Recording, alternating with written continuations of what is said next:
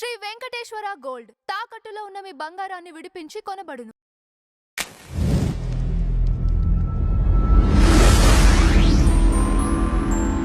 నమస్తే అండి, welcome to tree media. మనతో పాటు సీనియర్ జర్నలిస్ట్ భరద్వాజ గారు ఉన్నారు. సార్ నమస్తే. నమస్తే అండి. సార్, బండి సంజయ్ కుమారుడు భగీరథ అతని పేరు, అతని పైన పోక్సో కేసు నమోదైనట్లుగా తెలుస్తోంది. బట్ ఇంతవరకు ఎటువంటి చర్యలు లేవు. అంటే పోక్సో కేసు నమోదైన 24 గంటల్లో చర్యలు తీసుకోవాలని ఉన్నట్లుంది.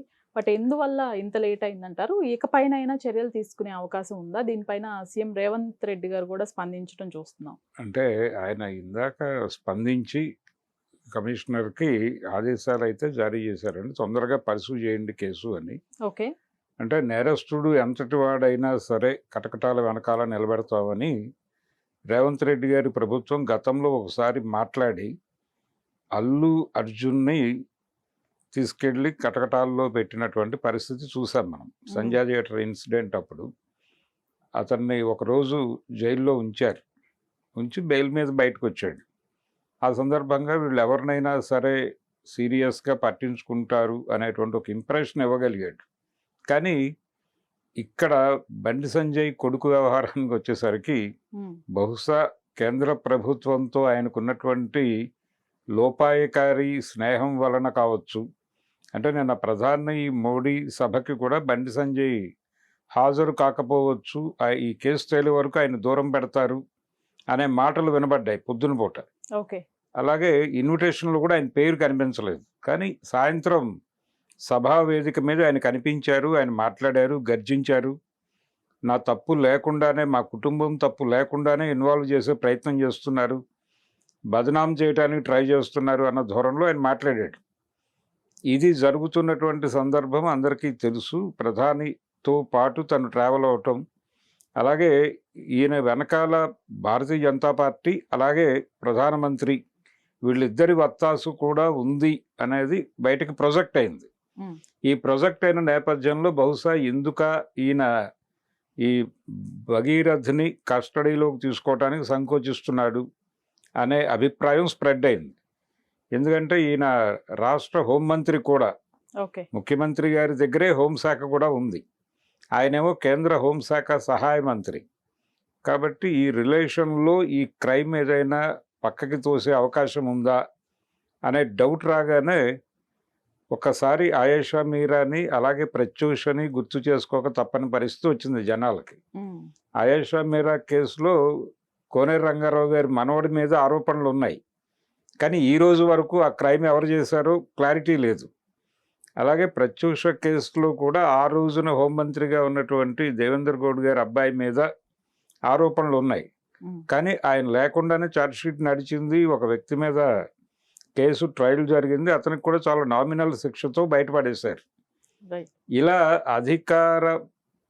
అధికారంలో ఉన్నటువంటి అధికార రాజకీయాలతో అంటకాగుతున్న వాళ్ళ పిల్లలు ఏ క్రైమ్ చేసినా అది మాఫీ అయిపోతుంది, గ్రాంటెడ్గా తీసేసుకోవాలి అనేటువంటి ఒక వాతావరణం క్రియేట్ అయింది జనాల మనసుల్లో. ఇప్పుడు ఈ కేసు కూడా అలాగే అవుతుందా అనే భయం ఉంది. ఈ భయం నేపథ్యంలో కనీసం ఆ అమ్మాయి ఆయేషా మీరానో లేకపోతే ప్రత్యూషో కాలేదు అనే ఒక సాటిస్ఫాక్షన్ ఉంది.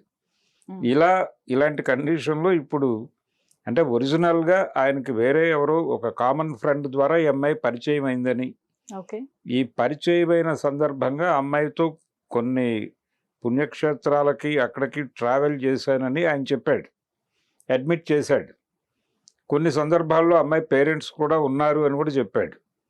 చెప్పి క్రమంగా తమ మధ్య రిలేషన్ బలపడుతున్న సందర్భంలో వాళ్ళ పేరెంట్స్ నుంచి పెళ్లి చేసుకోవాలని ఒత్తిడి వచ్చిందని, ఈ ఒత్తిడిలో భాగంగా తనని బ్లాక్మెయిల్ చేద్దామని ట్రై చేశారని, ఈ ట్రై చేస్తున్న సందర్భంలో ఒక 50,000 ఇచ్చి వదిలించుకుందామని తను ట్రై చేశానని, వాళ్ళు 5 కోట్లు డిమాండ్ చేసేసరికి ఆలోచనలో పడ్డానని, ఈ అమ్మాయి హ్యాబిచువల్ అని, హ్యాబిచువల్ అంటే రొటీన్ రెగ్యులర్గా ఇదే క్రైమ్ చేస్తూ ఉంటుందని, హనీ ట్రాప్, ఈ హనీ ట్రాప్ అనేది చేసి పెద్దవాళ్ళని పట్టుకొని వాళ్ళ దగ్గర నుంచి డబ్బులు గుంజటం అనేది ప్రోగ్రామ్ అనేది ఎస్టాబ్లిష్ చేస్తూ అమ్మాయి క్యారెక్టర్ మీద కూడా దాడి చేస్తూ, ఇలాంటి కేసు ఒకటి నిర్మల్ పోలీస్ స్టేషన్లో అమ్మాయి పేరుతో రిజిస్టర్ అయి ఉంది, ఎఫ్ఐఆర్ కూడా అయింది అని కూడా చెప్పేశాడు ఈయన.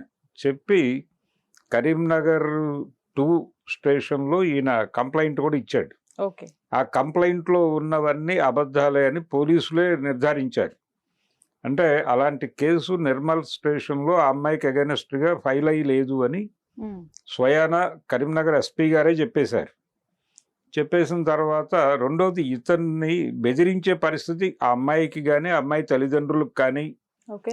ఉంటుందా అనేది ఒక డౌట్ జనాలకి. ఉండదు అని అనుకోవడానికి రీజన్ ఏంటంటే ఇతను వాళ్ళ ఫ్రెండ్తో వ్యవహరించినటువంటి ఒక వీడియో యూనివర్సిటీలో ఇతను వాళ్ళ ఫ్రెండ్తో వ్యవహరించిన ఒక వీడియో బయటకు వచ్చి అది వైరల్ అయింది. ఆ వీడియోలో అతను చితక్ కొట్టేస్తున్నాడు అవతల వ్యక్తిని. కొడుతూ చాలా చాలా దారుణమైన భాష వాడాడు. మరి ఇలాంటి వ్యక్తిని కంట్రోల్ చేయగలదా ఒక అమ్మాయి అనేది డౌట్ జనాలకి. అందుకని వాళ్ళు ఏదో ఇతన్ని బ్లాక్మెయిల్ చేశారు, డబ్బులు అడిగారు అనేది కూడా జరిగే అవకాశం ఉన్నట్టుగా లేదు. అది కూడా అబద్ధమే. కాబట్టి ఓపెన్గా అతన్ని అరెస్ట్ చేయడానికి ప్రభుత్వం ముందుకు రావాలి ఈ పాటికి. రెండోది ఆ అమ్మాయి మదర్ పోలీస్ స్టేషన్కి వెళ్ళినప్పుడు ఆవిడ కంప్లైంట్ ఇవ్వడానికి సిద్ధపడితే కంప్లైంట్ తీసుకోవడానికి కొంత హెసిటేట్ చేశారు పోలీసు వారు. ఆల్మోస్ట్ 6 hours టైం తీసుకున్నారు. 8 hours అండి.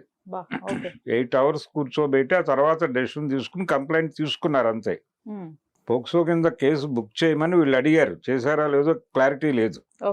అయితే ఇక్కడ మైనర్ బాలిక అమ్మాయి అది ఆ విషయం చెప్పారు. ఆవిడ యువతి అని రాస్తున్నారు మీడియాలో, అది కరెక్ట్ కాదు, బాలిక అని రాయండి అని కూడా ఆ అమ్మాయి మదర్ చెప్పింది. అలాగే ఆవిడ ఇంకొక అభిప్రాయం ఏంటంటే ఆవిడ మాట్లాడిన మాటలు, ఆ అమ్మాయికి సంబంధించిన వ్యవహారాలు మీడియాలో రకరకాల వక్రీకరణలకి గురవుతున్నటువంటి పరిస్థితి కూడా చూస్తున్నాం. అంటే మీడియాని మేనేజ్ చేయడానికి ఒక ప్రయత్నం జరిగింది బండి సంజయ్ గారి ఆఫీస్ నుంచి అనేది కూడా అర్థమైంది. వాళ్ళు ఓపెన్గా కొన్ని యూట్యూబ్ ఛానల్స్కి ఫోన్ చేసి ఒకసారి కలవండి అని అడిగినట్టుగా కూడా వాళ్ళిద్దరు చెప్పేశారు బయటకి. కనుక మీడియా మేనేజ్మెంట్ అనేది జరిగింది అనడానికి ఇంకొక నిదర్శనం ఏంటంటే ఈ అమ్మాయి ఎక్కడో డ్రింక్ తీసుకుంటున్నట్లుగా కొన్ని షార్ట్స్ ఏవో పెట్టి ఒక స్టోరీ ఒక ఛానల్లో రన్ చేయటం. అంటే వాంటెడ్గా అమ్మాయి క్యారెక్టర్ అసాసిన్ చేసేస్తే కేసు పక్కకి వెళ్ళిపోతుంది, ఇది హనీ ట్రాప్గా ప్రూవ్ అయిపోయి తను విక్టిమ్గా బయటకు రావచ్చు అని అనుకుంటున్నాడు ఆయన. ఈ మేరకు అధికార యంత్రాంగాన్ని మీడియాని మొత్తం వ్యవస్థల్ని వాడేసుకుని, వీళ్ళకి అధికారం ఉంది కాబట్టి వ్యవస్థల్ని వాడేసుకుని ఆ అమ్మాయిని టార్గెట్ చేద్దామని విక్టిమ్ని విక్టిమైజ్ చేయటం అనే ప్రోగ్రాంలోకి బండి సంజయ్ గారి కుమారుడు చాలా ఉత్సాహంగా వెళ్ళిపోతున్నాడు అని అయితే అర్థమవుతోంది. ప్రభుత్వాలు సీరియస్గా పట్టించుకొని ఇతన్ని లోపల వేయాల్సినటువంటి అవసరం అయితే ఉంది. ఇతను బిహేవియర్ అలా లేదు. ఖచ్చితంగా వీళ్ళ ఫాదర్ అధికారంలో ఉన్నాడు, పవర్లో ఉన్నాడు కాబట్టి ఖచ్చితంగా హై హ్యాండెడ్నెస్ ఉంటుంది బిహేవియర్లో, అది కనిపిస్తోంది అతనిలో. అలాంటి వ్యక్తిని కంట్రోల్ చేయగలగటం అనేది చాలా సందర్భాల్లో వాళ్ళ తండ్రులకే సాధ్యం కాదు. ఈవెన్ బండి సంజయ్ గారు అతన్ని కంట్రోల్ చేయగలడని నేను అనుకోవడం లేదు. అతని వ్యవహార శైలి అలా ఉంది ఆ వీడియోస్లో. సో అంత అన్కంట్రోలబుల్గా ఉన్న వ్యక్తిని ఒక అమ్మాయి, ఆ అమ్మాయి తల్లిదండ్రులు కంట్రోల్ చేయగలరు అనుకోవడం ఒక భ్రమ. వాళ్ళు బ్లాక్మెయిల్ చేశారు అనటం ఒక భ్రమ. నిజానికి బ్లాక్మెయిల్ చేసుంటే ఈ పాటికి వాళ్ళ మీద ఇతను చాలా హై వోల్టేజ్లో రివెంజ్ తీర్చుకుని ఉండేవాడు. అతని ధోరణి అలాగే కనిపిస్తోంది ఆ వీడియోల్లో. ఇది ఒక ప్రమాదకరమైనటువంటి పరిస్థితి. నిజానికి బండి సంజయ్ గారు అడ్మిట్ చేసి ఈ కేసు విచారణ జరిగే వరకు నేను కూడా అవుట్ సైడర్గా ఉంటాను, నా కొడుకే అయినప్పటికీ దీన్ని ఎటువంటి పక్షపాతం లేకుండా విచారణ జరపండి, నేరం చేశాడని రుజువు అయితే ఏ చర్య అయినా తీసుకోండి, చట్ట ప్రకారం హంబుల్గా నేను తప్పుకుంటున్నానని చెప్పుంటే చాలా గొప్పగా ఉండేది. ఆ మాట చెప్పలేదు ఆయన. ఫ్రమ్ ది బిగినింగ్ నా కొడుకు ఇన్నోసెంట్, ఇరికించాలని ట్రై చేస్తున్నారు, ట్రాప్ చేయాలని చూస్తున్నారు, ఇదే గొడవ.